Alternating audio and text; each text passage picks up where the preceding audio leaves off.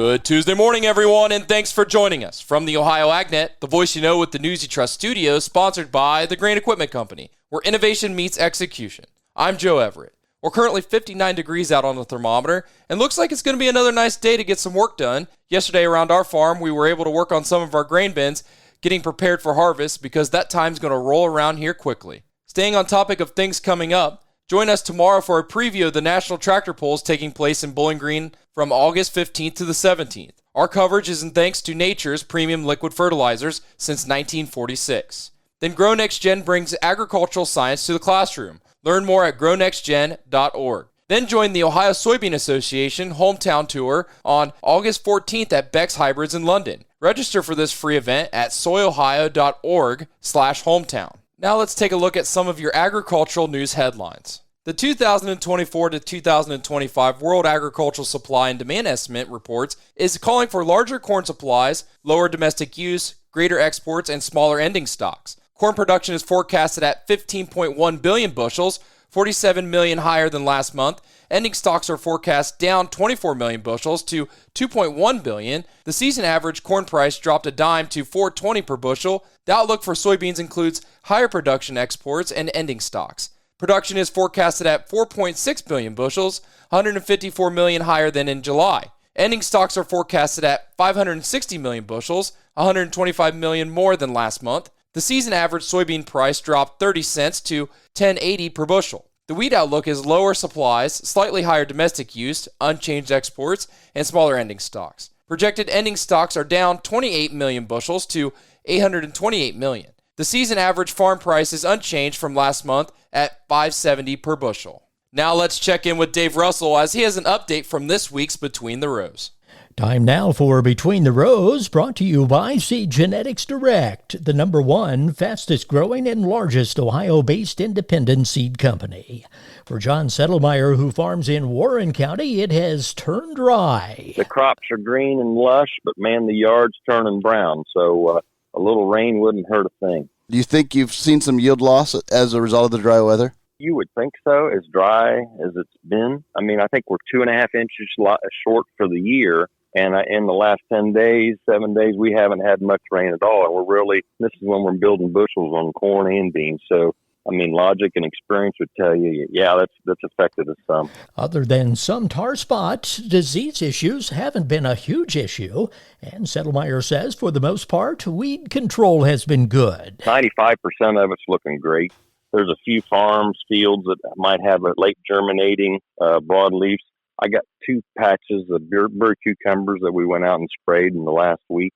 There's 1 or 2 ragweeds that might be sneaking through, but the vines or the bird cucumbers are a real pain in the backside, so we're trying to get those cleaned up when we do see those. You know, like I said, it's less than 10 acres altogether. John Settlemyer in Warren County. That's Between the Rows, brought to you by Seed Genetics Direct. I'm Dave Russell. Hey, thanks, Dave. Well, Dr. Tonzer, a livestock market economist at Kansas State University Extension, says cattle feedlots may have tough times ahead. In his most recent feedlot study, he says it doesn't look healthy for the beef cattle industry from this fall into early next year. He warned that red ink for the feedlot business beginning in September and continuing through next spring. The returns are projected to be negative, he says. The main reason is, yes, feed cattle prices are expected to go up, but nowhere near the rate that the incoming feeder cattle prices have gone up. He says the main profit driver for feedlots are what they pay for cattle coming in, how much it costs to feed them, and what they bring at sale time. If they pay more for incoming cattle than they make on sale day, margins get squeezed, which he predicts from September through March. We'll be back to take a look at today's weather after this. Hey Ohio, exciting news coming to you from Ohio's Country Journal. Subscribe or renew your free subscription by September 20th of 2024 and you could win one of 4 50-inch televisions. Ohio's Country Journal is free, but subscribers have to renew their subscriptions every 3 years to continue to receive it. Subscribe or renew to stay updated on all things Ohio, from agricultural insights to rural lifestyle. Don't miss out. Visit our website today at ocj.com/renew. Joey from Vermont, a farmer trying to get through the winter. Adriana from South Carolina, a single mother living paycheck to paycheck. Liam from Ohio, an injured father struggling to provide for his family. Hi, I'm Shanola Hampton, And I support the Feeding America network of food banks because they help provide over 6 billion meals to people in need each year. Learn more at feedingamerica.org. It's now time to take a look at today's weather, brought to you by Seed Consultants. Simply better performance, online at seedconsultants.com. Here's the forecast. 3 more dry days settling in over Ohio. I'm Chief Meteorologist Ryan Martin. Let's take a look at the forecast update. Here in Ohio, we're going to put together a beautiful set of weather conditions again today. Temperatures a little warmer than yesterday, but still humidity not too shabby. We're starting to see humidity values climb a little bit farther to our west over parts of Indiana, but here we're going to be doing just fine. I'm looking at us being rain-free through today, through tomorrow, and through Thursday. Our next round of moisture doesn't show up until we get into the overnight Thursday night through Friday. That's when we're looking at showers, 1/4 to 3/4 of an inch of moisture, and then a lingering long tail kind of event through Saturday as we see some hit and miss activity. Only 20 to 30% coverage on Saturday, but there's moisture still around. Part of the reason why that we have the long tail event for the weekend is the low pressure slowing and sitting over the Great Lakes area to our north. So that's going to put plenty of clouds in here off and on through Saturday, with the chance of those showers popping up inside the clouds. We still see plenty of clouds on Sunday, even though our precipitation chances are more scattered, but I don't think we can get rid of them completely to finish the weekend. Next week, Monday, Tuesday, Wednesday, fairly nice set of days right now. We are looking at a mix of clouds and sunshine, more humidity, and temperatures climbing a little bit, so we're going to be more uncomfortable like we kind of expect in August. But I don't think we're looking at temperatures running away to the upside, just getting more humid. With that, we have to allow for a few pop-up scattered showers Monday, Tuesday, Wednesday. I'm meteorologist Ryan Martin. Hey, thanks, Ryan. Well, yesterday, the USDA Weekly Crop Progress Report came out. Let's take a look at those numbers. The Ohio Crop Progress Report update is sponsored by AgriSpray Drones, empowering rural America through complete spray drone solutions. Contact them at agrispraydrones.com/Arnold Precision. Starting with the national numbers, corn silking was pegged at 94%, 1 percentage point behind last year's 95%, but equal to the 5-year average. Corn in the dough stage was estimated at 60%, equal to last year's pace, but 4 points ahead of the 5-year average of 56%. Corn dented was estimated at 18%, 3 points ahead of last year's 15%, and 6 points ahead of the 5-year average of 12%. The crop condition was rated 67%, was in good to excellent condition, unchanged from the previous week, and still well ahead of last year's 59%. 10% of the crop was rated very poor to poor, unchanged from the previous week, and below 13% last year. Looking at soybeans blooming were pegged at 91%, 2 points behind last year's pace of 93%, but 1 point ahead of the 5-year average of 90%. Soybeans setting pods were estimated at 72%, 3 points behind last year's 75%, but 2 points ahead of the 5-year average of 70%. The crop condition was rated at 68%, were in good to excellent condition, and unchanged from the previous week, and still well above last year's rating of 59%, good to excellent. Taking a quick look at winter wheat, harvest moved ahead 5 percentage points to reach 93% complete nationwide. That was 2 points ahead of last year's 91% and 2 points ahead of the 5-year average pace of 91%. Now looking at the numbers from the Buckeye State, topsoil moisture condition was rated 10% very short, 30% short, 56% adequate, and 4% in surplus. Statewide, the average temperature for the week was 73.5 degrees. That's 2 degrees above normal. Corn silking is at 96% this week. That's up 5% from last week, 2 points ahead of last year, and 7% above the 5-year average. Corn in the dough stage is pegged at 65% this week. That's up 18 points over last week, 27% above last year, and 20 points ahead of the 5-year average. Corn at dent is at 8%. That's up 7% from last year and 4% over the 5-year average.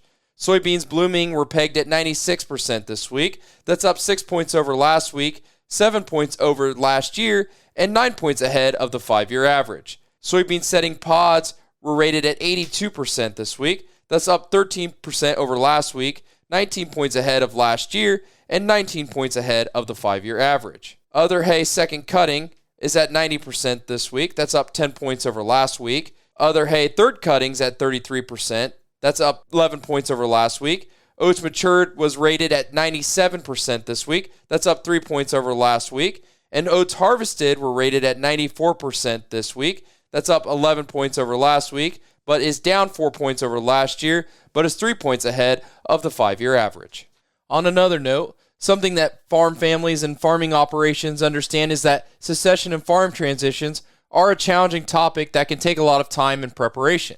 Tim Cobb, the owner and president of Farmland Company, says there are some different types of transitions. There's really two that are most important. That's an operational management transition as well as an ownership transition. And those items don't normally happen at the same time. You know, when you talk about day-to-day operations, as young people are coming into an organization, they should get an opportunity to manage and do a few things that will allow them to make some choices, maybe control some budgets or potentially also sell some grain and do things like that. On the other side, there's that ownership transition that might come later, but it also might include other stakeholders. And so when you're talking about succession, there are lots and lots of things to consider. And ownership transition normally takes a little bit more time. The length of the farm transition will depend on several factors. It really depends on the operation. It depends on the amount of communication, which is important. But really the factors that play into it can make it so a management transition can look like 3 to 5 years. And an ownership transition, honestly, depending on the equity and the amount and the size of the farms, they can take longer than that. It is not unexpected for us to see something take between 5 and 8 years. And as we watch that, it's good to have that continuity. You get the relationships with the banker. You get the relationships with the other players that are involved in this. He continues on to say that conversations ahead of time are key to a smooth transition. We'll be back with the grain market analysis after this. Nearly 90% of farmers say that financial worries, constantly changing market conditions, and other uncontrollable variables take a toll on their mental well-being. Add in the weather and family dynamics, well, it's a lot to handle alone. But did you know farmers and their families can receive free confidential services from licensed professionals? Support is available 24/7 to help with the challenges you face. Look for Farm Family Wellness Alliance under the Resources tab at farmfoundation.org. Take care of yourself. Your well-being matters. It's now time for the Louis Dreyfus Grain Analysis, and that is brought to you by the Ohio Soybean Council and your soybean checkoff. Here's Ryan Martin. Grain markets mixed to mostly lower on Monday. It was USDA report day, and as anticipated, the report did not have very many friendly numbers in it. Honestly, I thought all numbers were unfriendly. The corn market's reaction, though, after moving lower, was to turn around and go back higher. I think that's for the most part due to the fact that even though the yield was a little bit higher than expected, it was within the range of estimates, and we did not see a huge, bigger than expected move in ending stocks. I think some of that is down to some of the planted acres of stories, and even though the crop is big, it wasn't super large in terms of production. So let's kind of run through this. On the corn side, yield was put at 183.1, I believe specifically was the yield. However, the carryout in the new crop, the 24-25 carryout, was put at about 2.0 something billion bushels, and that was within a stone's throw of what the pre-report guesstimate was. And so that right there, I think, is the reason why corn bounced a little bit. Yes, it was bad news, but it was not bad news that was not priced into the market ahead of time, and so expectations gave a move to a bounce after those numbers came out. Soybeans, not so friendly here overall. Yield put at 53.2, which was to the high end of the trade expectations. But here was the kicker. Between a few changes in supply, the crop size, and then changes maybe in crush and exports and all of that, it yielded a 560 million bushel carryout. Just last month, it was 435. So that was a huge change in the carryout. That's the reason why the bean market stumbled hard, well below $10 on the move in November futures. I'm Ryan Martin. Hey, thanks, Ryan. Now let's take a look at your overnight markets, brought to you by Seed Consultants. Simply better performance online at seedconsultants.com. Starting with September corn, 383, down a quarter. December new crop corn, 401 and a quarter, down a quarter. August soybeans, 1012, unchanged. November soybeans, 980 and 3/4, down 5 1/4. September wheat, 535 and 3/4, down 1. Looking at livestock from yesterday's close, 183.32, down 92 cents. October live cattle, 180.02, down $1.12. August lean hogs, 90.02, up 22 cents. October lean hogs, 74.32, up 35 cents. September feeder cattle, 239.50, down $2.10. October feeder cattle 237.72, down 205. I'm Joe Everett, and this is the Ohio AgNet.